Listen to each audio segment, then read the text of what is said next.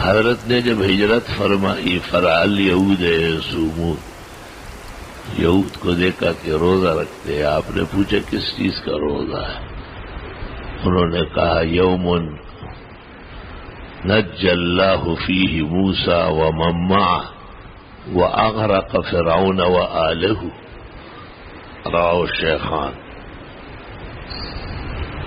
اللہ تعالیٰ نے اس دن یعنی عاشورے کو حضرت موسیٰ علیہ السلام اور ان پر ایمان لانے والوں کو فرعون سے نجات دی، اور فرعون اور اس کے لوگ غرق ہو گئے، تباہ و برباد ہو گئے۔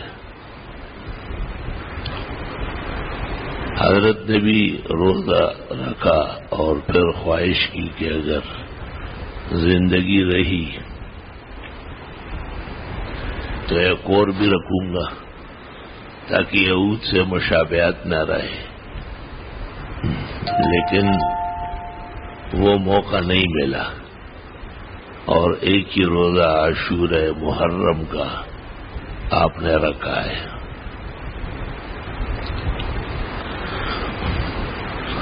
اکثر ائمہ حدیث کے ہاں عاشورہ محرم کا روزہ رکھنا سنت طریقہ ہے،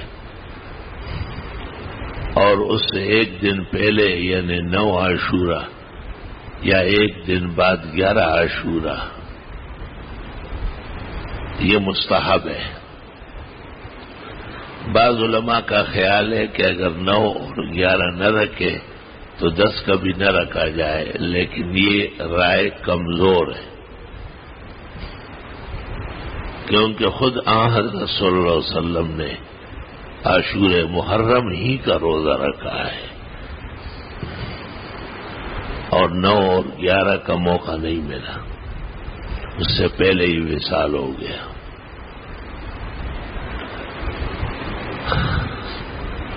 بعض ائمہ نے عاشورہ کے رسوم کا انکار کیا ہے۔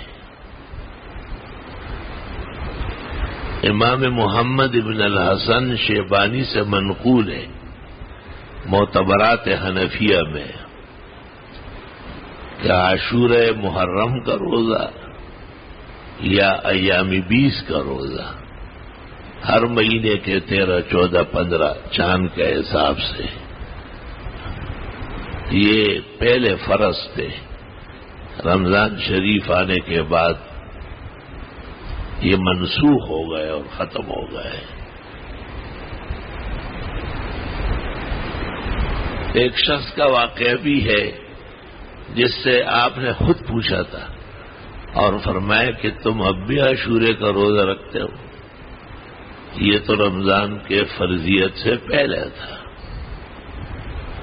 اس جیسی روایات کی وجہ سے بہت سارے فقہاء و محدثین عاشورہ محرم کے روزے سے بھی اعتذار فرماتے ہیں۔ بعض لوگوں کا خیال ہے کہ ایک فرقہ جو تمام حدود و آداب سے اپنے آپ کو ماورا سمجھتا ہے، وہ اس دن ایک قسم کا فاقہ کرتے ہیں، تو وہ روزے کی مناسبت ان کے ساتھ ہے اس لیے نہ ہو، لیکن یہ بات بھی اکابر فقہاء و محدثین کی پسندیدہ نہیں ہے۔ الا یترک المعروف لاجل المنکر کصلاۃ الجنازہ لاجل النیاحہ۔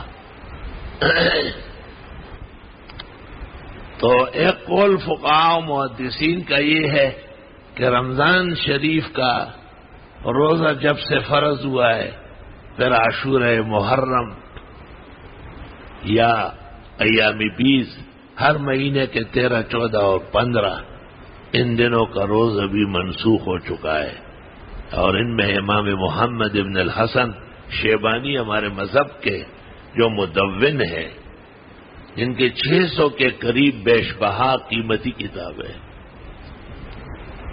مذہب حنفی سارا انہی کا لکھا ہوا وہ بھی ہے۔